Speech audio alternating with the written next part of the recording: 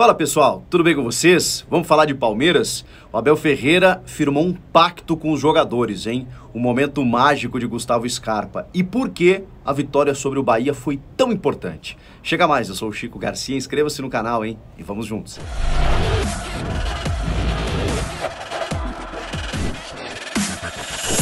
O futebol é feito de simbolismos. De forma midiática, você pode utilizar a imprensa também para passar alguns recados, algumas mensagens. Foi o que fez Abel Ferreira ao final da partida, quando reuniu os atletas ainda no gramado para poder fazer aquela conversa de fechamento em prol de um objetivo. Por que eu digo isso? Porque essa reunião ela não foi feita às portas fechadas dentro do vestiário. Ela foi feita ali, quando as câmeras ainda ligadas flagrariam, claro, evidentemente, aquela movimentação diferente do treinador reunindo os seus atletas, ainda mais depois de uma semana turbulenta. Tá errado isso? Claro que não. Isso não é uma crítica. Isso é fundamental porque o futebol ele é público. As declarações do Abel pedindo reforços e do Gagliotti dizendo que isso não acrescentava nada também foram públicas. E por isso a simbologia de você abraçar o grupo em frente às câmeras, também de forma pública, para você passar essa mensagem. Depois o Abel Ferreira na entrevista coletiva, em que ele mudou o tom, já claramente depois dos últimos jogos, dos últimos tempos em que ele estava inconformado com algumas coisas, com o nosso calendário, com os desfalques, pedindo reforço, aquela coisa toda, às vezes um pouco até mais irritado. Ele baixou o tom, disse que tem muito a aprender ainda, que é um técnico jovem, valorizou estar no Palmeiras, porque ele também tinha dado declarações de que estava esperando ser demitido, aquela coisa, meio que ironizando, né, o nosso futebol com as derrotas que ele teve, na perda de títulos, né, de que sobraria para ele, pelo menos eu entendi assim. Mas de qualquer forma, gerou interpretações diversas, né, muita gente pensou, pô, será que ele quer ir embora, será que ele não quer ir embora?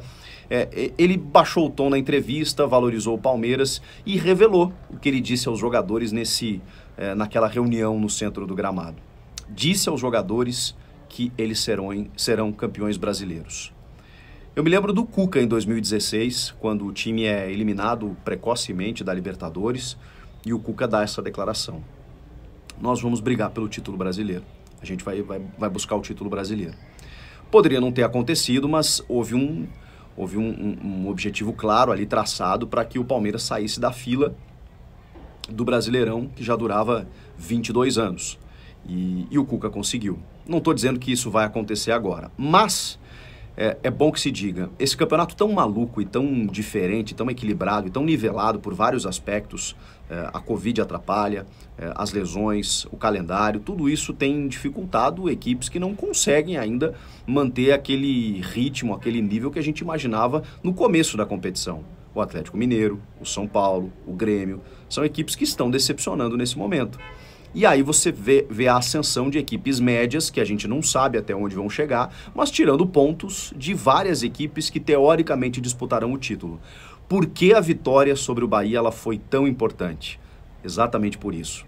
O Palmeiras venceu o América no finalzinho com o gol do William Bigode. Perder pontos para o América em casa é algo que um postulante ao título não pode fazer.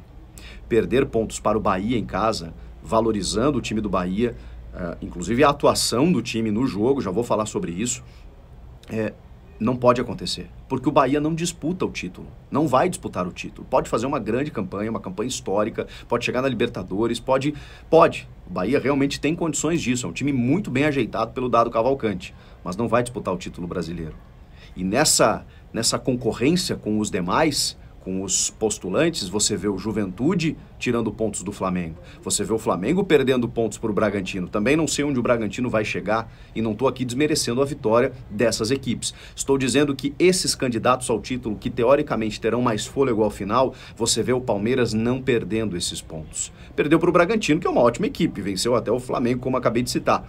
Mas o América e o Bahia em casa, você não pode desperdiçar. Ah, mas foi no sufoco, mas foi no finalzinho. Não interessa. Às vezes, não é sempre, tá? Na verdade é sempre, mas eu vou dizer que não é sempre. O resultado é o mais importante. Porque você tem que olhar outras coisas. Por isso que eu digo que nem sempre, né? Porque tem o desempenho, obviamente, você tem... E você tem que analisar o cenário. E aqui eu não estou nem colocando na conta dos desfalques, porque o Palmeiras ainda tem, vejam só, o Abel Ferreira tinha no banco de reservas ontem no segundo tempo o Rafael Veiga, o Felipe Melo, o Wesley, só para citar alguns. William Bigode, ele até não usou todos, mas ainda assim, quando ele reforça o time na segunda etapa, e ele começa inicialmente com o Danilo e o Danilo Barbosa só com o Scarpa de meia, depois ele bota o Rafael Veiga, que dá muito mais trabalho e controle de bola no meio campo. O Zé Rafael também acabou entrando. O Gabriel Menino, olha o banco do Abel Ferreira. Então, assim, essa questão do desfalques não é. O que está em jogo também é, obviamente, uma dificuldade que os grandes estão enfrentando contra todas as equipes nesse Campeonato Brasileiro, exatamente por esse nivelamento técnico, por essa dificuldade que os times têm de conseguir pontuar muitas vezes pelo equilíbrio, pelas lesões, pela sequência de jogos, e o Palmeiras deu mais uma demonstração de que vai brigar. E por que eu digo isso? Porque lá na frente, quando a gente vê o Palmeiras disputando o título, ele vai olhar para trás e vai valorizar demais esses pontos ganhos sobre o Bahia e sobre o América. Ainda mais pelas circunstâncias do jogo. O América fez um primeiro tempo que poderia ter feito mais, não fosse o goleiro Jailson. O Bahia criou as chances mais claras da partida. O Rossi meteu bola na trave, o volante Daniel meteu bola na trave, numa grande jogada do Rossi também, pelo lado direito e não pelo lado esquerdo. A bola na trave que ele dá é pelo lado esquerdo. O Rossi jogou muita bola nas costas do Vitor Luiz. O Palmeiras teve dificuldade na transição defensiva, em que o Bahia aproveitou. Tem jogadores experientes, tem a bola parada com o Rodriguinho, o Luiz Otávio, que acabou fazendo um gol. O Michael Douglas entrou no segundo tempo e conseguiu, né, superar o Kusevich, que já tinha tomado um amarelo por ter botado a mão na bola num ataque e aí não conseguiu fazer a falta. Ele fez um belíssimo gol. O Bahia deu muito trabalho, como muitas equipes darão nesse campeonato ao longo da temporada. E o Palmeiras foi lá e fez o quê? Venceu. E por que venceu?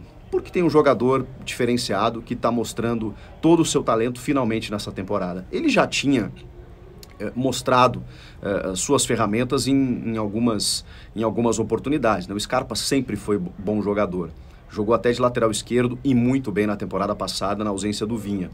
É polivalente, já foi escalado em diversas funções, por vários treinadores, pelo Roger, o Roger até ele não jogou muito porque ele estava com um imbróglio lá com o Fluminense, mas tem o Filipão também. Por quê? Porque existia uma necessidade de você colocar os meias tão habilidosos e talentosos que o Palmeiras sempre teve, quando ele contrata, né, essa infinidade de camisas 10, o Gustavo Scarpa, o Lucas Lima, o Zé Rafael, o próprio Alejandro Guerra. O Palmeiras tinha muitos meio-campistas ali que poderiam fazer essa função. De repente, o Scarpa muitas vezes era jogado lá pelo canto, pelo lado direito, porque ele jogava assim às vezes no Fluminense, caía por lá, conseguia cortar, fazer levantamentos ou finalizações. O Abel Ferreira deu uma sequência para ele no Campeonato Paulista e ele aproveitou. Exatamente pela sequência de jogos em que o Veiga estava numa fase espetacular e ainda está, né? Marcou o seu 32º gol dele com a camisa do Verdão, olha só. Aproveitamento em pênaltis fantástico. O Veiga realmente está jogando muita bola. Só que quando ele precisou optar entre um dos meias no jogo de ontem contra o Bahia, ele colocou o Scarpa. E o Scarpa, cara, o Scarpa tá iluminado. Gente, são 31 assistências, 14 só nessa temporada. É o cara que mais participa dos gols do Palmeiras. E ele faz tudo. Ele fez um golaço de falta. Ele deu assistência pro Breno Lopes. Ele deu assistência pro Veiga. Cara, impressionante. Por quê? Porque ele é um jogador que ele tem a qualidade para... E às vezes isso tem a ver com confiança, com o posicionamento do tático, né, do time, com a parceria.